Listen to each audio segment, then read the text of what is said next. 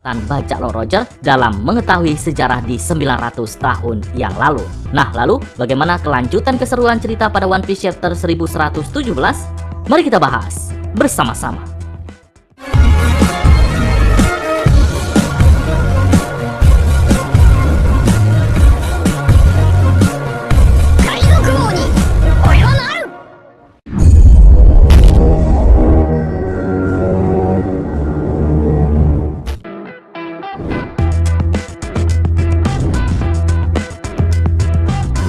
Di Log Post, setelah begitu banyak rintangan yang dihadapi oleh kru bajak laut topi jerami, dimulai dari menggeser kapal Sunny sampai pada posisi yang pas menggunakan jurus es milik Brook, kemudian kemunculan Saturnus untuk menggagalkan aksi mereka untuk kabur, bahkan menargetkan Robin untuk dibunuh, karena ia adalah satu-satunya penduduk Ohara yang bisa membaca Poneglyph yang masih hidup. Namun untungnya perhatian Saturnus teralihkan setelah siaran Vegapunk semakin meresahkan, yang membuat Saturnus harus turun tangan juga untuk mencari Dendenmushi di lab yang tepatnya di tempat Mother Flame berada. Setelah masalah ini dianggap selesai, ada beberapa hal yang dikhawatirkan oleh Nami dan lainnya, yaitu kapal Sunny yang tidak bisa mendarat di lautan. Maka Edison berperan memanjangkan awan buatan dan bisa dipastikan kapal Sunny bisa langsung terjun ke laut. Namun baru muncul masalah baru, yaitu Angkatan Laut telah menyadari hal itu. Jika tidak dengan cepat turun, maka tempat mereka mendarat sudah dikepung oleh kapal Angkatan Laut.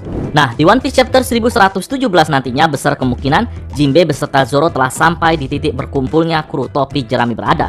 Karena memang di dua chapter sebelumnya, yaitu di One Piece chapter 1115, Jinbe yang menggendong Zoro sudah menjanjikan kepada Nami jika mereka sebentar lagi akan sampai. Salah satu alasan mengapa Zoro sampai digendong karena memang takut Zoro sampai nyasar lagi dan akan membuat misi pelarian mereka terhambat olehnya. Nah, setelah sampai dan berkumpul di kapal, mereka tentunya akan bergegas untuk terjun. Namun kami belum terlalu yakin jika di One Piece chapter 1117 nantinya akan diperlihatkan mereka langsung terjun, melainkan hanya sebatas Jinbe dan Zoro sampai saja dan baru akan menaiki kapal.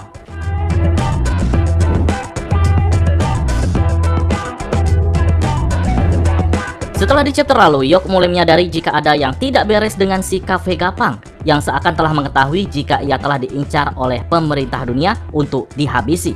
Maka tidak mungkin Vegapunk menyimpan Dendenmushi di tempat yang mudah dijangkau oleh orang ataupun pemerintah dunia.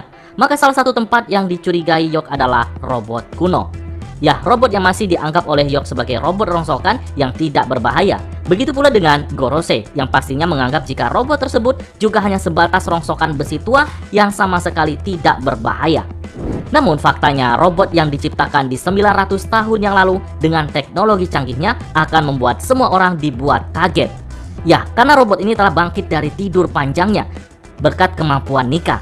Bahkan Luffy pun juga tanpa sadar telah mengaktifkannya. Nah, di One Piece chapter 1117, kami yakin kita akan diperlihatkan reaksi orang-orang terhadap robot ini. Yang sebelumnya, Angkatan Laut duluanlah yang telah menyadari bangkitnya robot ini, tepatnya pada One Piece chapter 1114.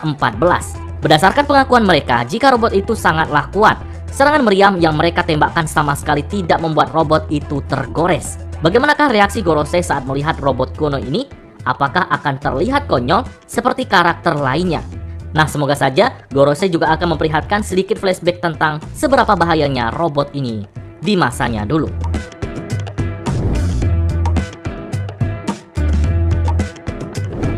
Semenjak siaran Vegapunk aktif, cukup banyak informasi yang membuat orang-orang di seluruh dunia dibuat kaget dan panik, seakan tidak percaya jika ini bisa terjadi. Dimulai dengan pemusnahan Pulau Lulusia menggunakan senjata kuno yang ternyata menggunakan sumber energi dari sedikit api Mother Flame yang rupanya dicuri oleh Yok. Efek dari menghancurkan negeri Lulusia bukan hanya membuat negeri ini menghilang dan menciptakan lubang besar saja, tapi juga berdampak ke semua penjuru dunia. Yang mana dimulai dari gempa bumi yang cukup besar hingga terjadinya tsunami yang membuat beberapa wilayah harus tenggelam. Lalu juga membahas tentang sedikit kejadian di 900 tahun yang lalu, yaitu pertempuran satu kerajaan dengan teknologi canggihnya melawan 20 kerajaan yang berefek Joy Boy harus kalah.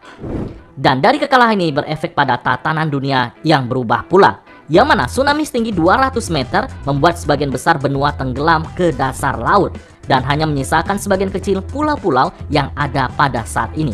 Tapi itu belumlah selesai, karena perang ini rupanya masih akan berlanjut di kemudian hari, yang lagi-lagi akan berdampak pada semua orang di seluruh dunia.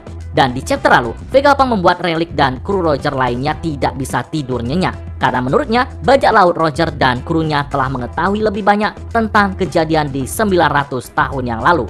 Tapi mereka tidak menginformasikannya kepada dunia tentang kebenaran itu dan memilih untuk menghilang. Nah, apakah informasi ini sebagai penutup siaran Vegapunk?